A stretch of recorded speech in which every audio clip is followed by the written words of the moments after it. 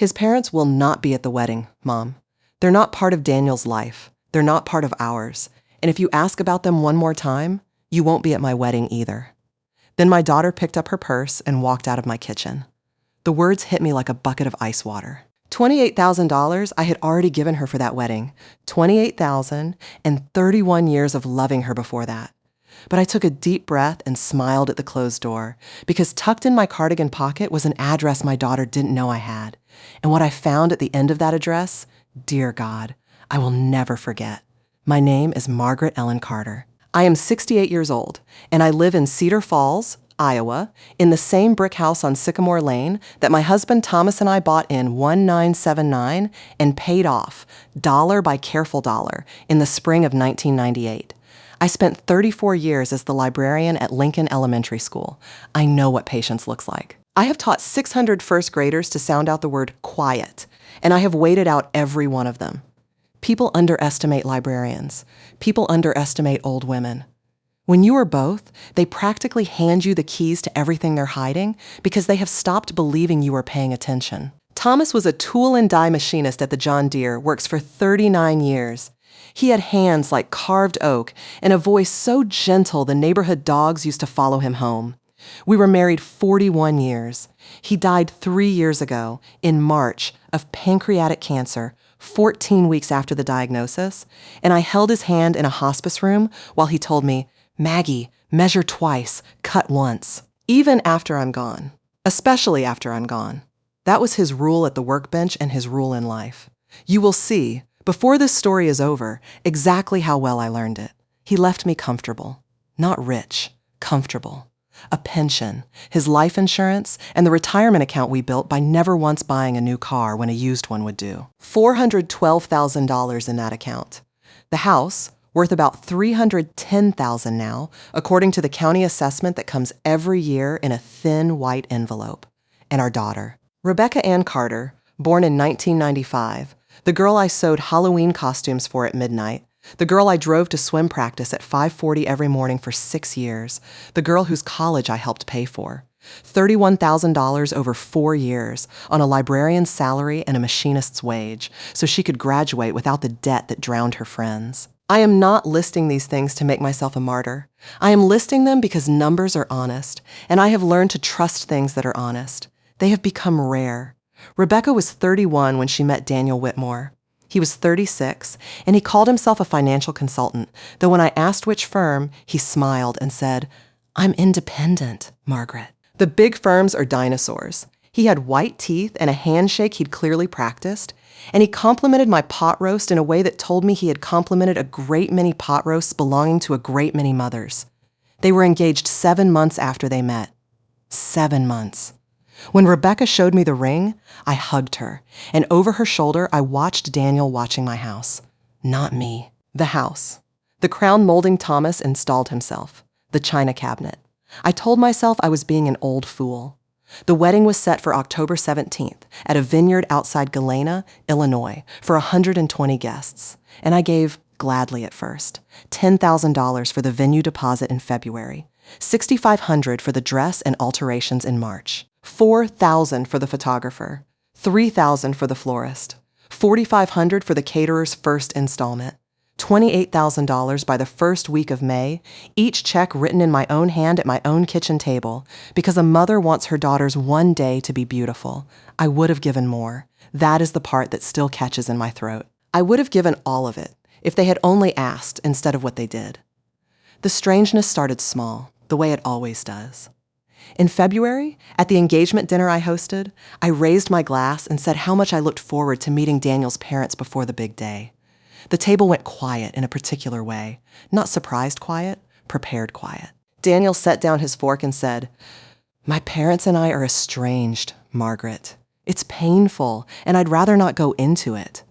Fair enough, I thought. Families fracture. But then Rebecca reached over, squeezed his hand, and recited, like a line she had rehearsed in the car.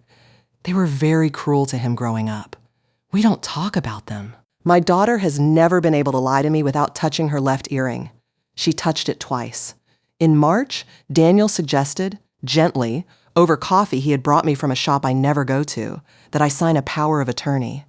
Just for the wedding logistics, Margaret, deposits, contracts, vendor stuff. And honestly, at your age, God forbid anything happens, Rebecca should be able to step in without the courts getting involved. At your age. I was 68, not 106, and I had just re-shingled my own garden shed. But Rebecca looked at me with those eyes she used to use when she wanted 5 more minutes at the pool, and she said, "Mom, it would give me peace of mind." Peace of mind. I signed it in an office I had never been to before, a firm called Kessler and Boyd in a strip mall in Waterloo, in front of a lawyer who never once looked me in the eye. I want to be honest with you. I knew, even as the pen moved, that something in the room was wrong. I signed anyway, because she was my daughter, and because hope is the last habit a mother breaks. Then came April, and the small things began arriving like the first drops before a storm. Rebecca stopped coming to Sunday dinner. 3 weeks in a row, each excuse thinner than the last. My bank statement for March never came in the mail. When I called First Cedar Savings, a nice young man told me my statements had been switched to electronic delivery in an email address I did not recognize and had certainly never created. On the 9th of April, a Tuesday, I was pruning the lilacs when a man in a gray polo stood on the sidewalk photographing my house. Front. Both sides. He got back into a white Honda with a magnetic sign on the door. Heartland Realty Droop. When I walked toward him, he drove off. Just drove off. And then the phone call. April 22nd, 4:15 in the afternoon. A cheerful woman's voice. "Hi, this is Brandy from Heartland Realty. Just confirming Thursday's appointment to photograph the interior. Is 10 a.m. still good for the Sycamore Lane property?" I stood in my kitchen with my hand on the counter Thomas built, and I heard my own voice come out calm as Sunday morning. "Thursday's fine," I said. "Remind me, who scheduled this?" And Brandy, sweet Brandy, God bless her, chirped, "Your daughter, Rebecca. She's handling everything under the power of attorney.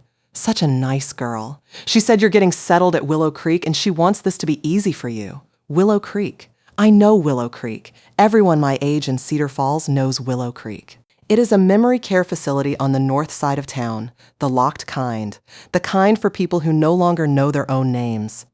My daughter had told a real estate agent that I was in memory care.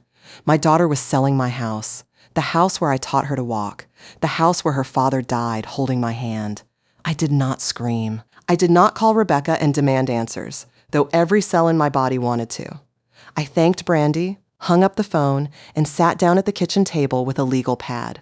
The same kind I used for 34 years of library inventories. And I wrote down every single strange thing that had happened since January, with dates. The estrangement speech, the earring, the power of attorney, the rerouted statements, the photographer, Brandy. When I finished, I read the list twice, and the second time, the fog burned off, and I saw the shape of the thing whole. This was not a rude fiancé and a distracted bride. This was a plan. A patient, professional plan, and I was not a mother in it.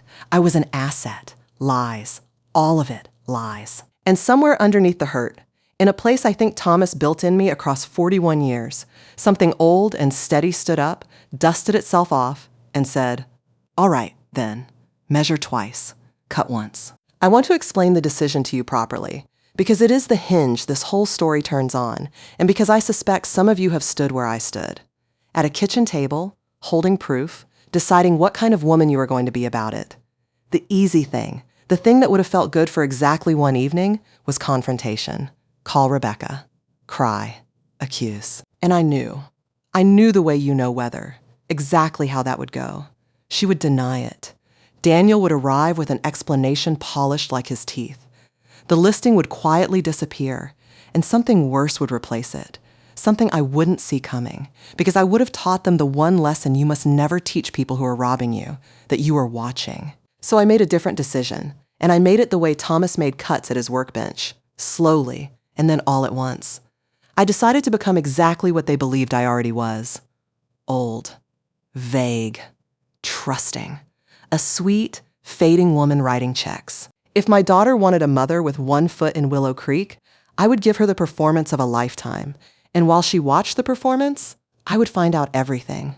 Who Daniel Whitmore really was, why his parents were a locked door, where my $28,000 had actually gone, and how far the two of them intended to take this. I felt something shift in my chest when I made that decision, and I want to be honest about what it was. It was not rage. Rage is loud and stupid and burns itself out by Tuesday. It was grief, cooling into purpose. There is nothing on this earth more dangerous than a grieving woman with a library card and time on her hands.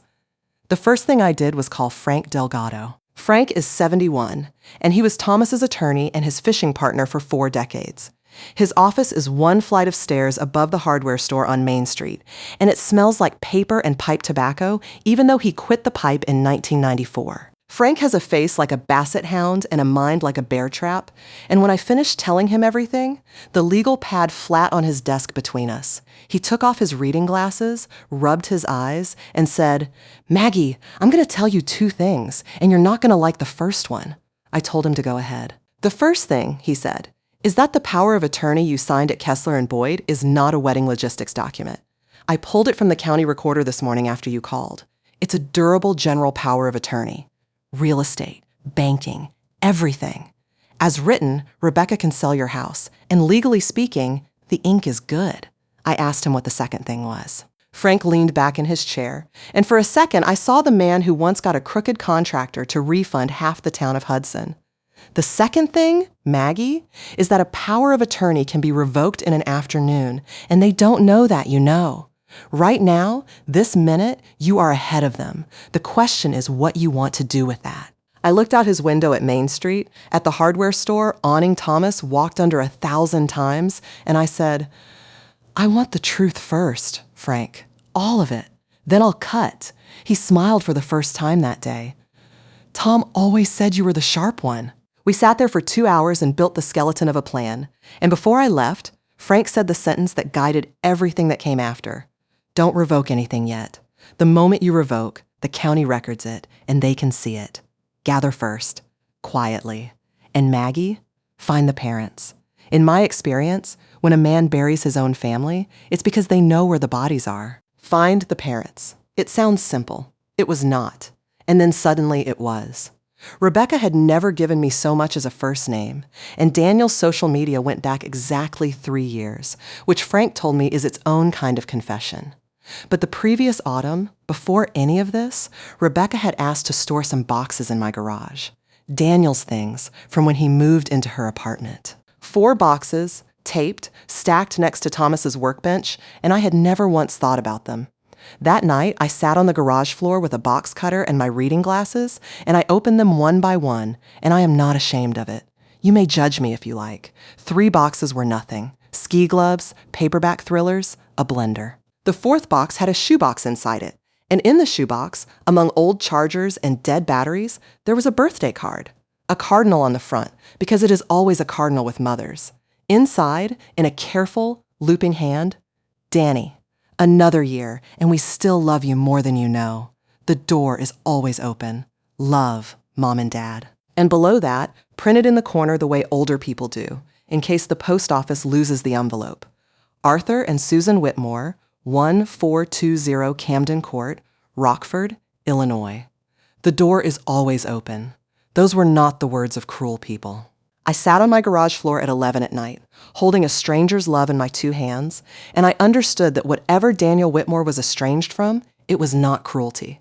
I copied the address onto a card, put it in my cardigan pocket, and taped the boxes back exactly as they were, corner for corner, measure twice. It was 2 days later when Rebecca stopped by unannounced to pick up her mail, and I asked, one last time, gently, whether Daniel's parents might want to at least receive an announcement that she stood in my kitchen and delivered the line you heard at the beginning. "His parents will not be at the wedding. Ask again, and you won't be either." She walked out, and I smiled at the closed door, and on Thursday morning, at 10 a.m. sharp, the very hour Brondi was scheduled to photograph the inside of my house, an appointment I had quietly canceled the day before with a confused voicemail about my daughter getting ahead of herself.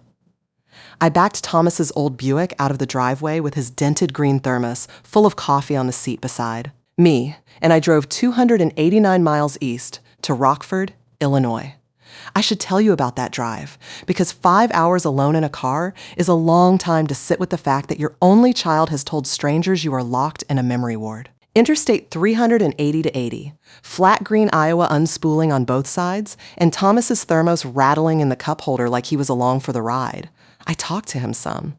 Widows do that. If you are one, and if you're not, be kind about it.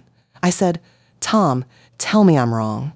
Tell me I'm going to knock on that door and find two bitter old tyrants in an ordinary sad story. The corn didn't answer. The corn never does. I stopped once, outside Dubuque, for gas and a ham sandwich I couldn't finish, and I checked my reflection in the visor mirror before I got back on the road. I had dressed carefully that morning. The blue dress Thomas liked. My mother's pearl earrings. If I was about to meet the other grandmother of my future grandchildren, I intended to look like exactly what I was. A whole, sound, well-dressed woman in full command of her faculties and her checkbook. Remember that detail.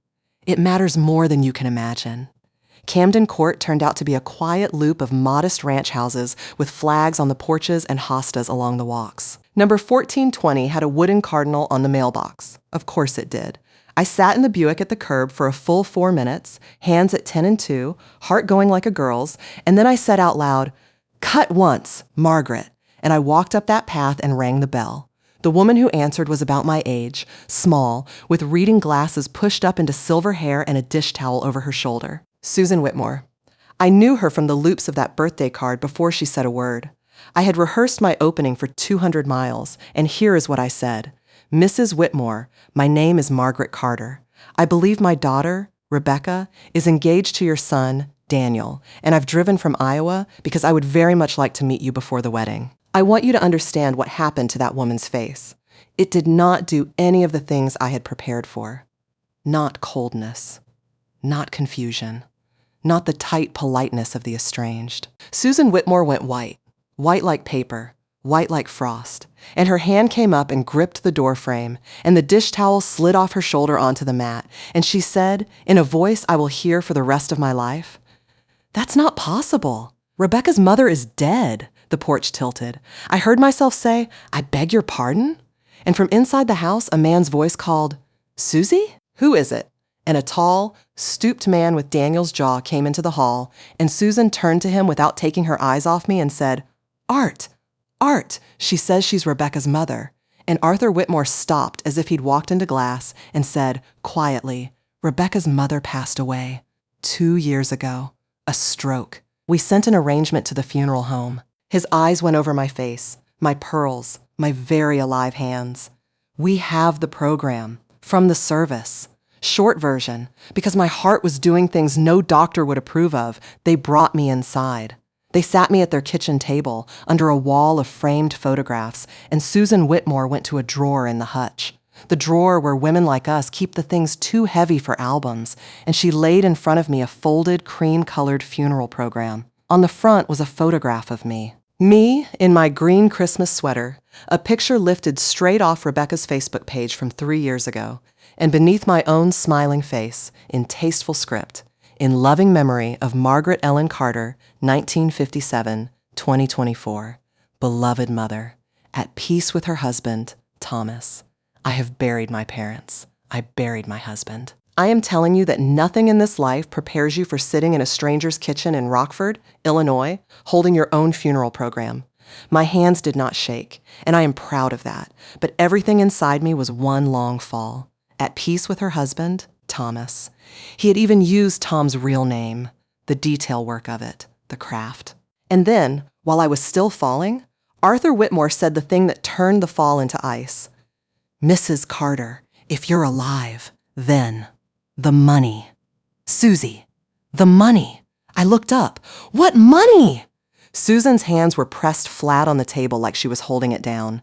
After the funeral," she said, "Danny told us Rebecca was drowning, that your medical bills had eaten everything, that the house was gone to the hospital, that she'd inherited nothing but debt. He said the kids couldn't even think about a wedding, that they were going to elope, just the two of them, to Costa Rica, because Rebecca couldn't bear a ceremony without her mother in the front row." Her voice cracked in half on the next part. We took $40,000 out of Art's retirement and wired it to them for a down payment on a house so they could start their life. We thought we were the only parents they had left. $40,000 from them. $28,000 from me. A vineyard wedding for 120 guests that his own parents had been told was an elopement, funded by a dead woman who was very much alive and writing the checks.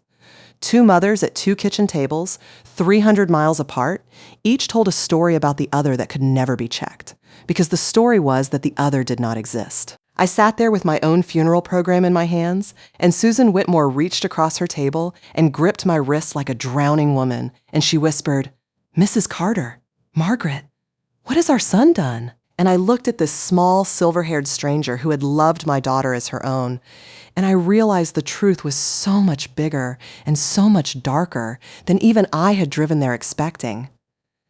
I need to catch my breath here, friend, because even telling you this part, my heart is pounding the way it did at that kitchen table. If this story has its hooks in you, the way that funeral program had its hooks in me, subscribe and stay with me. Be here for what comes next, because I promise you, we are nowhere near the bottom of what Daniel Whitmore had done. And if your blood is boiling for those two families, a like tells me you're walking beside me. All right, deep breath. Back to Rockford. We sat at that table for 4 hours. Susan made coffee, nobody drank, because that is what our generation does with catastrophe. We put a pot on. And piece by piece, the three of us laid our separate halves of Daniel Whitmore on the table and watched them fit together into something with teeth. They had met Rebecca, you see, twice. He had brought her to Rockford for a weekend the summer before, and Susan showed me the photograph. My daughter at their picnic table, laughing, wearing the yellow sundress I bought her, with Susan's arm around her. "We loved her instantly," Susan said. "She was so sweet with us. She cried when she talked about you." I asked, very carefully, what Rebecca had said about me. Susan looked down. She said she missed her mother every day, that the last year of your life was terrible, with the confusion, and that in a way the stroke was a mercy. The confusion. Even in the version where I was dead, he had given me dementia first. Do you see the architecture of it? If I ever surfaced, a phone call, a photograph, a slip. There was a second story waiting underneath the first. Poor Margaret, her mind went before her body did. Every possible version of me had been prepared for, every exit sealed, except one. The man never imagined I would simply get in the Buick and drive. Here is what else lived in that hutch drawer. A copy of the wire transfer, $40,000, sent the previous September to an account at a bank in Des Moines under the name D.W. Whitmore Consulting, LLC. Arthur, who spent his working life as a claims adjuster and Mrs. Nothing, had asked at the time for the address of the house they were helping to buy. Daniel had texted him a listing in Cedar Rapids. Arthur, being Arthur, had kept the text. When I looked up that listing on his computer that afternoon, the house had been sold 10 months earlier to a family named Okafor. There was no house. There had never been a house. And then Susan, twisting her wedding ring, said the sentence Frank had been waiting for without knowing it. "Margaret, I have to tell you something, and God forgive me for not saying it to Rebecca when I had the chance. Danny was engaged before, in St. Louis, a girl named Courtney. It ended very suddenly in 2019, and there was some legal trouble with her family. Danny told us her father was unstable, that he'd made wild accusations. We wanted to believe him. He's our son. You want so badly to believe them." Arthur put his hand over hers, and he looked at me with the eyes of a man who has been carrying a suspicion the way you carry a stone in your shoe for years, and he said, "Mrs. Carter, I don't think her father was unstable. I think her father was you." I drove home the next morning. Susan wanted me to stay another night. Instead, she filled Thomas's thermos with fresh coffee and stood in the driveway, holding both my hands, and this woman I had known for one day said, "Whatever you're going to do, we're with you. He's our boy, and we're with you. Do you understand what I'm telling you?" I did. It is the hardest sentence a mother can say, and she said it in a driveway in Rockford without her voice breaking, and I will love Susan Whitmore until they print a funeral program for me that is real. Monday morning at 9, I was in Frank's office above the hardware store with the funeral program, the wire copy, and Arthur's texts forwarded to my phone, and I watched a 71-year-old attorney go quiet in a way I had only seen once before, at Thomas's bedside. Then he stood up, walked to his window, and said, "Okay, now we cut." What Frank found over the next 9 days, working with a licensed investigator named D. Okafor, no relation to the family in Cedar Rapids, life is funny, was this. Daniel Ross Whitmore was not a financial consultant. He held no securities license in any state and never had. In 2019, insane. Lewis County, a civil judgment had been entered against him for $61,500 in favor of one Raymond Hale, the father of Courtney Hale, for money taken under precisely the same kind of story: a wedding fund, a house fund, an account he managed. The judgment had never been paid. He had simply moved, changed cities, changed the spelling of nothing, changed only the family. And Kessler and Boyd, the strip mall firm where I signed the power of attorney, the attorney, who never met my eyes, had been suspended from practice for 18 months in 2022. Daniel collected damaged, useful people the way Thomas collected taps and dies. And the listing. Oh, the listing. Dee pulled the paperwork from Heartland Realty. My house was scheduled to go live on the market June the 9th at $299,900, priced under value for a fast sale. The listing agreement was signed Rebecca A. Carter, agent under power of attorney for Margaret E. Carter, and attached to it was a letter, on letterhead from a doctor I have never once visited, stating that I suffered from progressive cognitive decline and had been placed in residential memory care. My daughter's signature on that agreement was real. I made Frank check 3 times. It was hers. That was the night I finally cried. Not in the office. At home, at the kitchen table, at 10 o'clock, with the lights off, into the sleeves of Thomas's old flannel shirt that I still cannot give away. I let myself have that one night. Every mother listening knows the kind of night I mean. And in the morning, I washed my face, made oatmeal, and called Frank, and I said 4 words: draw up everything. Today. Here is what we did, quietly, in the following 2 weeks, while I continued to play the sweet fading mother of the bride, sending Rebecca cheerful texts about centerpieces. Frank drafted a revocation of the power of attorney, and I signed it, and this was Frank's stroke of genius.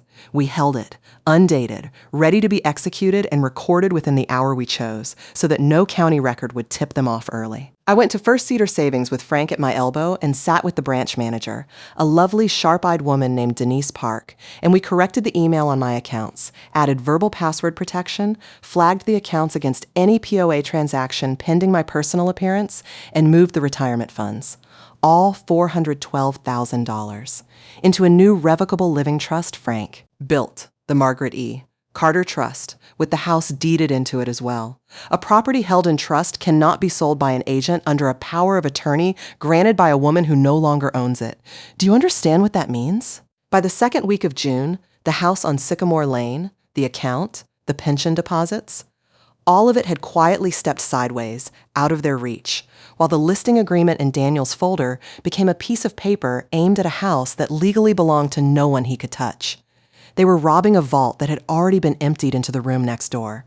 And they had no idea. Frank also sent Dee's full file to a Detective Marisol Alvarez in the Financial Crimes Unit, who read it, called me, spoke to me for 1 hour, and said, "Mrs. Carter, please don't confront anyone yet. But when you do it, and I can hear in your voice that you're going to, I'd like the recording. Iowa, Frank informs me, is a one-party consent state. I am the one party. I consented." I want to tell you about one afternoon from those 2 weeks, because you should know what the performance cost and what it paid. Rebecca came by on a Sunday with lemon bars. She had started bringing food, the way you bring food to the failing. And I gave her the show. I called the microwave the television once. Just once. Amateurs overact. I asked her, sweetly, whether the wedding was in October or November, and watched her exchange a glance with the kitchen window as if Daniel were standing in it. And then she took my hand across the table, my own daughter, and said, "Mom, Daniel and I have been thinking. This big house is a lot for you. After the wedding, we want to help you find somewhere easier, somewhere with people around. You'd never have to worry about anything again." There it was. The script delivered with real tenderness. That is the part that education never prepares you for, that they can mean the kindness while committing the theft. I patted her hand and said, "Whatever you think is best, sweetheart, and she relaxed and smiled and ate a lemon bar in my kitchen while 4 blocks away in a locked drawer in Frank Delgado's office, the trust documents with this house inside them sat signed, notarized, and finished. She kissed my cheek at the door and said, "You're so easy, Mom. I love you. You're so easy." I stood at the window and watched her drive away, and I said to the empty kitchen, "No, my darling. I am the hardest thing you have ever met. You'll see it soon. I am not proud of every feeling I had in those weeks, but I have promised you honesty. And honestly, some nights, setting the table for one, knowing what I knew and holding it, the waiting was almost unbearable, and it was also the strongest I had felt since Thomas died. Both things were true at once. They usually are. Now, the dinner. I chose the last Friday in June, and I baked. I want you to picture it, because I staged it the way Daniel Whitmore staged everything, except mine was built out of true things. Pot roast, because he had complimented it once with that salesman's smile. Thomas's mother's china. 6 place settings at a table set for 4. When Rebecca called that afternoon to confirm, she said, "6 plates. Mom, you're counting wrong again," with a little laugh, and I heard it. I finally heard it plain. The laugh of someone filing away evidence. You're counting wrong again.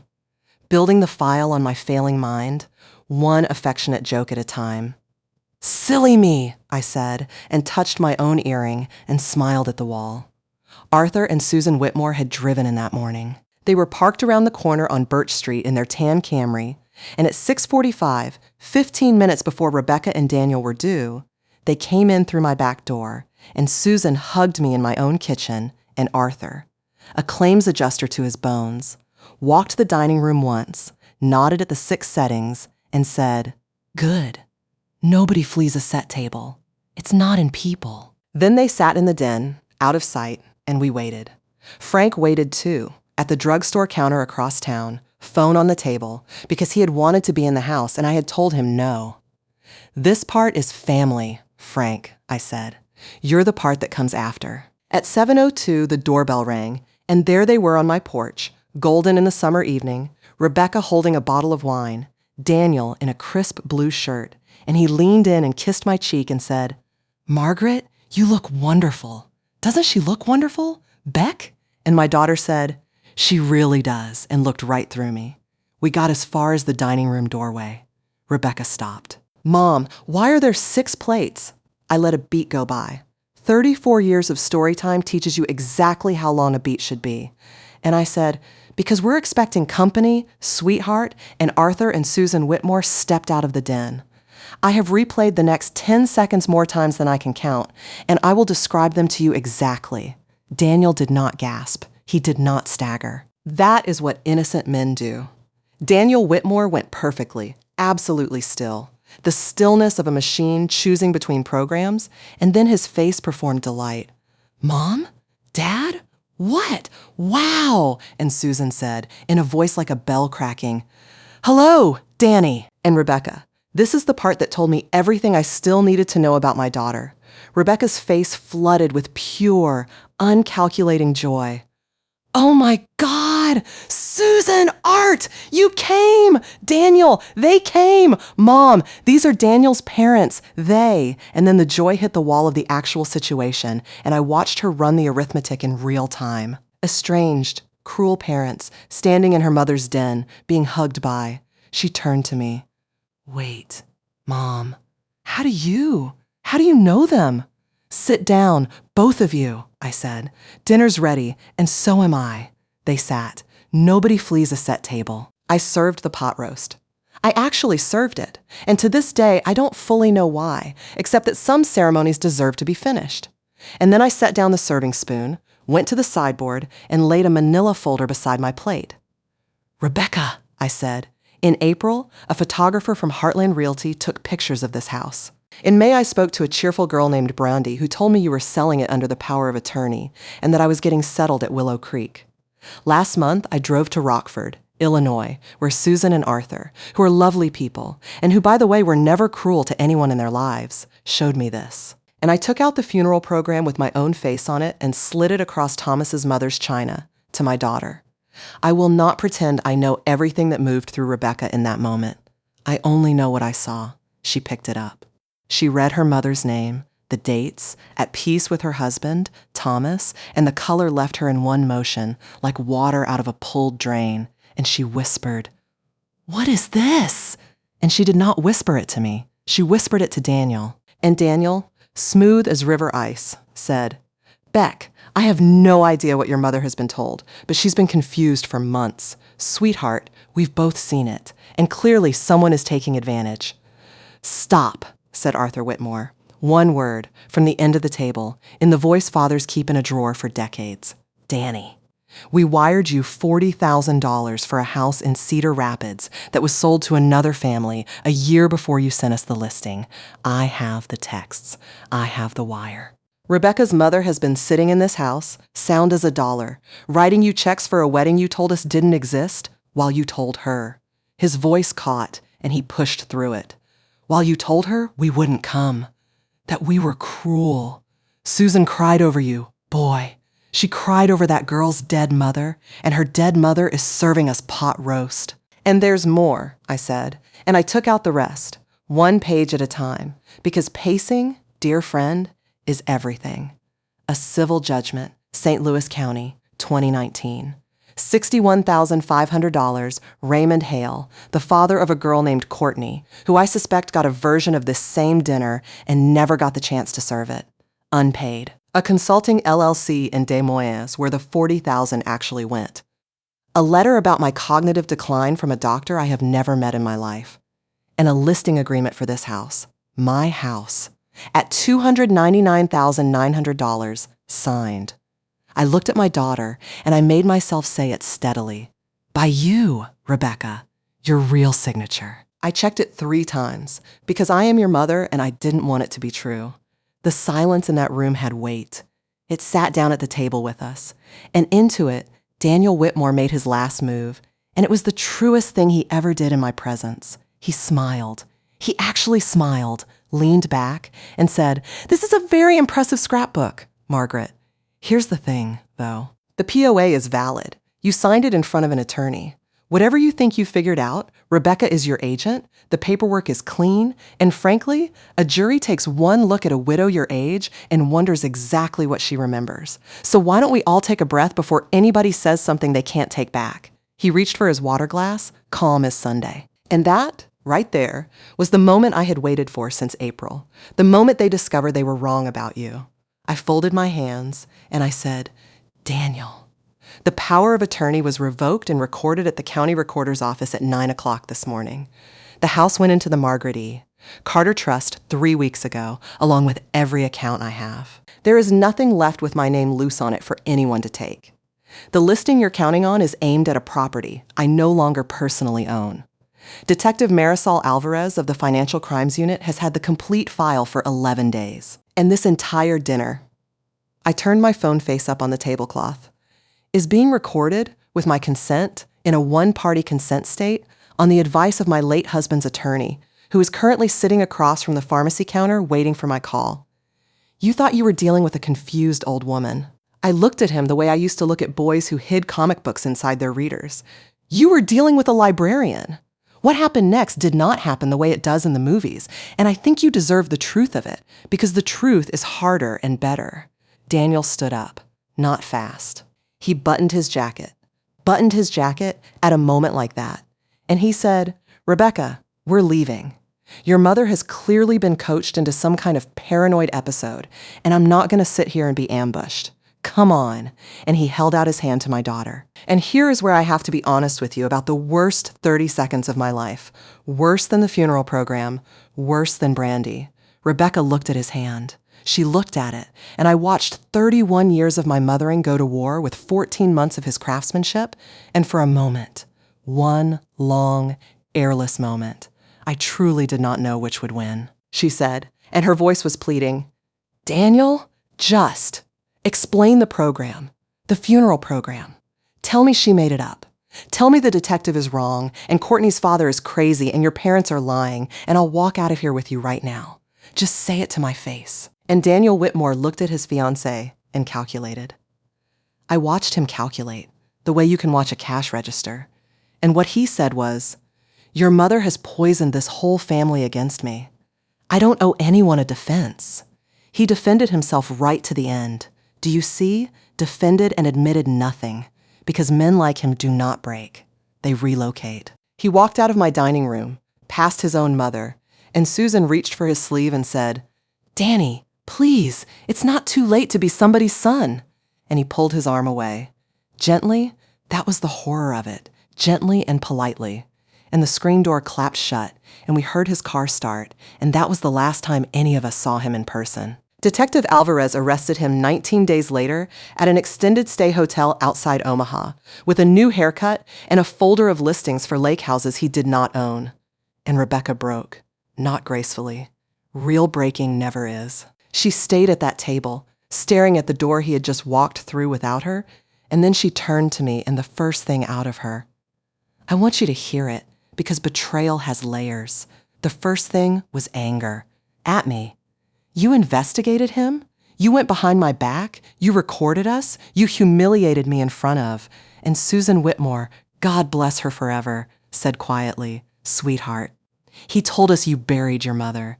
And that sentence went in where nothing of mine could have. Rebecca picked up the program again and read her own supposed grief in a stranger's memory of it. She cried when she talked about you. And something behind her face gave way like a levee, and my 31-year-old daughter slid out of her chair onto her knees on my dining room floor and sobbed in a way I had not heard since she was 7 and the dog died. I did not go to her right away. I have asked myself since whether that was strength or hardness, and I have decided it was neither. It was accuracy. Some moments a person has to be all the way inside before anyone pulls them out. Then I went to her, and I sat down on my own floor in my good blue dress, and I held her, and over her shaking shoulders, I looked at Susan Whitmore holding Arthur's hand, 2 parents grieving a living son, and I understood that there were 4 broken hearts in that room and only 1 guilty person, and he was on the interstate. The reckoning, in the weeks after, sorted itself the way reckonings do, unevenly.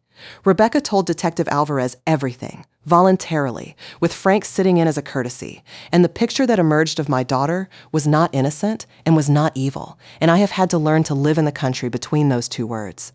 She had believed the estrangement story completely. She had known nothing, and the detective confirms this, about the funeral program, the $40,000, or Courtney Hale.